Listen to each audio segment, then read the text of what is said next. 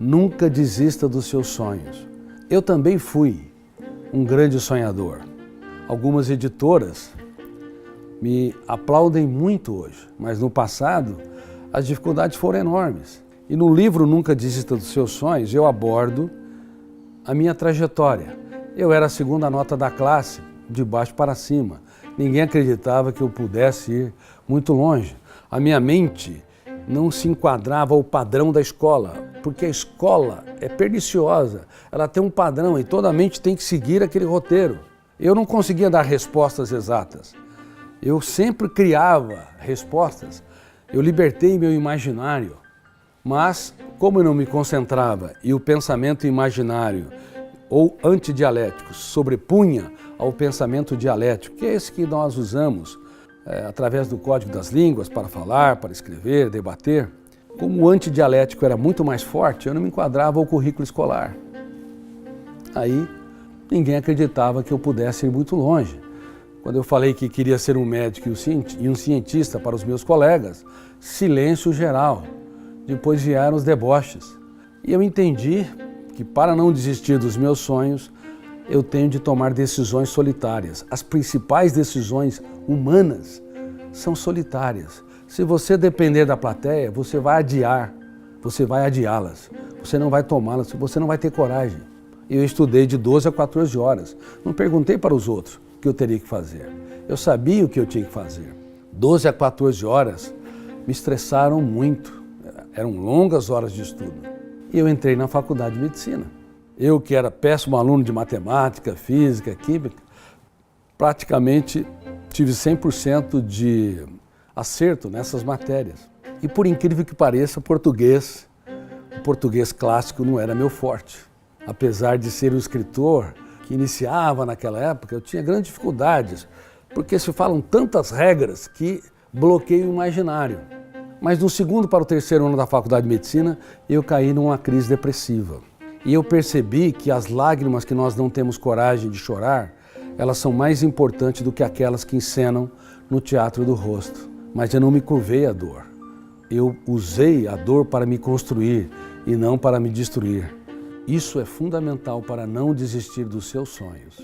Se usar a dor, o deboche, as reações negativas, as críticas, os haters, as risadas subliminares para te destruir, você não vai conseguir realizar os seus mais belos sonhos, porque você depende de apostar em si.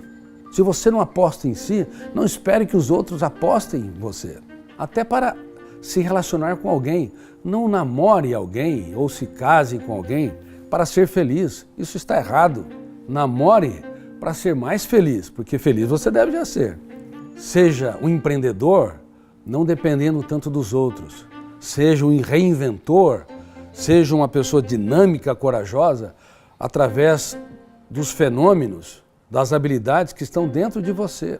Assim, os ruídos de fora não terão tanta prevalência sobre você mesmo.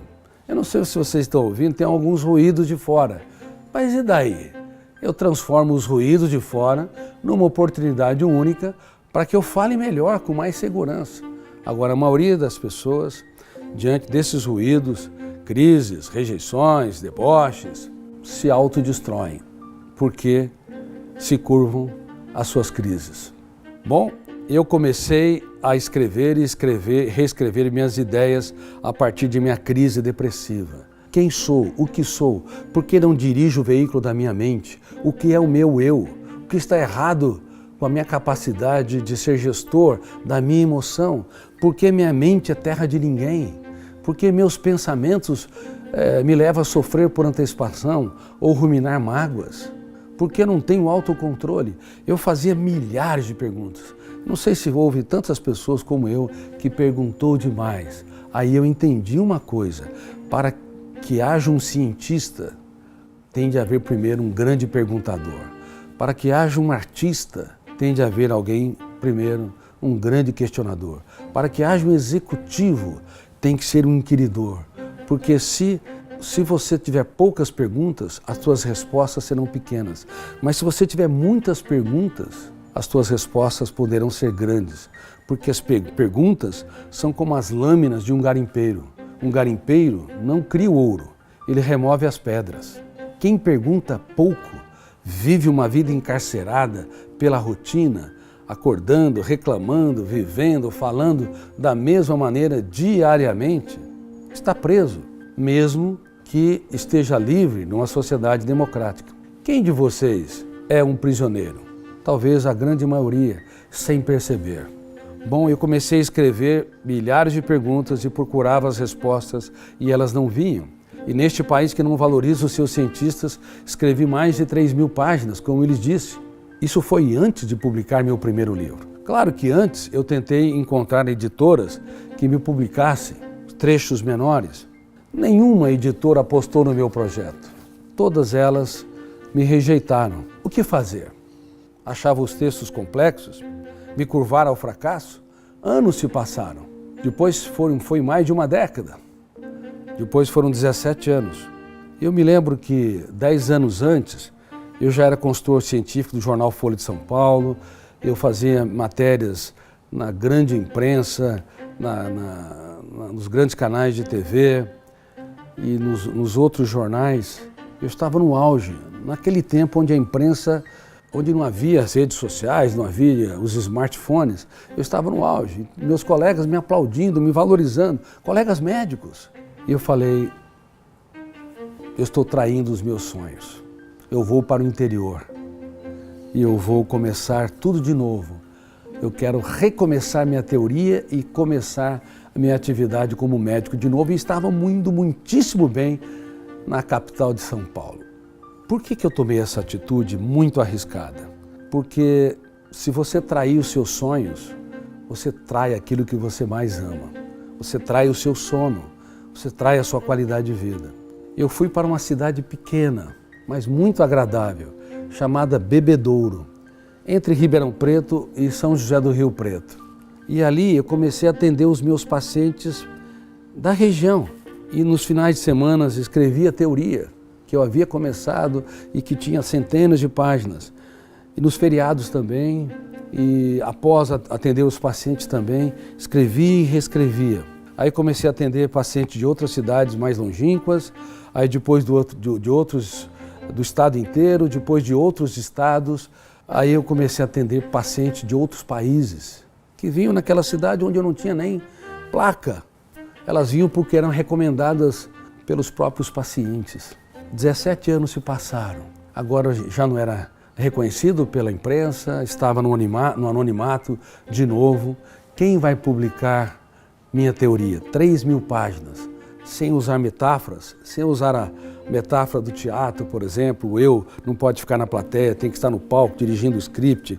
Existem vários atores coadjuvantes que são colaboradores do eu, como o gatilho, que está sendo disparado no seu cérebro. Dispara o gatilho, abre múltiplas janelas, segundo o copiloto, segundo o ator coadjuvante, e a âncora entra e se fixa naquela região e você tem concentração. Porque se o gatilho disparar, abrir janelas killers, e você fecha o circuito, você não vai entender o que eu digo. Ou se você tiver múltiplos de gatilhos disparando ao mesmo tempo, exageradamente, você vai abrir tantas janelas que você não vai ter concentração. Sabe aquelas pessoas que não se concentram em nada? Porque abrem janelas demais no seu cérebro. Então concorre o seu pensamento com o pensamento de quem está falando, ou com o pensamento de um livro. Por isso que elas não se concentram. Agora imagine eu falar sobre tudo isso sem usar metáforas. Naquela época eu não tinha a habilidade de usar metáforas, como os atores coadjuvantes, e ninguém quis publicar novamente os meus livros. Foram várias editoras que disseram, olha, é muito complexo, não preenche a nossa linha editorial. Até que uma editora apostou no projeto, mas me pediu, olha, também ninguém entendeu o que você escreveu. Você tem que melhorar os textos, tirar 500 termos, é isso que eles me falaram, 500 termos você tem que reciclar. Agora você tem o primeiro filho, você acha que teu filho é a criança mais linda do mundo. O meu livro era meu primeiro filho. Você faria cirurgia plástica nele? Porque os outros estão pedindo? Aquilo ali foi um punhal, entre aspas, no meu coração emocional. Mas eu tentei reciclar sem perder a essência dos textos. E eu não consegui adequadamente. Mas mesmo assim eles publicaram. Publicaram e foi um fracasso de vendas, porque as pessoas não entendiam o que ocorria, o que eu abordava em milésimos de segundo. O pensamento é real ou virtual?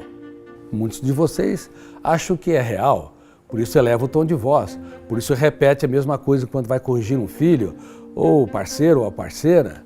Por isso que pressiona para que as pessoas o entendam ou te obedeçam. Toda vez que você usa de qualquer pressão ou qualquer estratégia, você acha que o pensamento é real.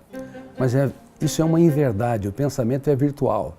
Você só entende o outro a partir de si mesmo. E se você não esvaziar o seu ego, você está falando de si, não do seu filho, de si e não da sua namorada ou namorado. Está falando de você e não do seu colaborador. As pessoas acham que estão falando, criticando, apontando, no fundo estão sendo indelicados, estão falando deles mesmos. Só se você esvaziar o seu ego, você pode se aproximar da realidade do outro, porque você entende o outro virtualmente, reitero, a partir de si. Olha como é que é complexo. Só isso muda tudo. Se os diplomatas da ONU soubessem disso, eles digladiariam menos, se colocariam mais no lugar dos outros, das nações que estão em conflitos, para solucionar pacificamente. Se os casais soubessem disso, eles abaixariam o tom de voz e não elevariam o tom de voz nas discussões. Se os professores soubessem disso, eles não falariam, você não vai virar nada na vida, ou gritariam com os alunos, mas elogiariam os alunos quando eles tivessem atitudes corretas, gentis. Parabéns, olha como é que você está calmo, parabéns, olha como você presta atenção em mim. Mas o garoto ficou 50 minutos bagunçando, só que ele aproveitou o momento para criar pontes e usar o biógrafo do cérebro, o fenômeno RAM, para registrar uma janela light, que vai se tornando peças dessa ponte. As pessoas não sabem criar pontes nos Estados Unidos, na Europa, na Ásia, na África, no Brasil. O ser humano, frequentemente, ele é um destruidor de pontes, porque não entende essa última fronteira da ciência. Bom, imagine explicar isso tudo sem metáforas. Até que eu fiquei sabendo que algumas pessoas estavam utilizando nas suas teses de mestrado e doutorado a minha teoria, mas não atingi grande parte das pessoas. Aí, ou desistia dos meus sonhos, ou então lutava por eles. O que eu fiz? Me imaginava em frente a uma banca examinadora, formada por intelectuais e pessoas que não tiveram oportunidade de sentar nos bancos de uma universidade, por judeus, católicos, protestantes, budistas, islamitas, por empreendedores, por colaboradores de empresa. Eu me imaginava, por cientistas, por alunos universitários, me imaginava diante de uma banca e eu escrevia e reescrevia minhas ideias inúmeras vezes. 1, 2, 3, 10, teve livros que eu escrevi 20 vezes o mesmo texto. E você vai ver o Nunca Desista dos Seus Sonhos, eu escrevi com poesia. Por isso que eu falo poeticamente. Mas não falo porque eu sou grande, isso é treinamento, você pode ir mais longe do que eu fui. Inclusive como escritor e como especialista em desenvolvimento da inteligência. Minhas obras são utilizadas em institutos de gênios.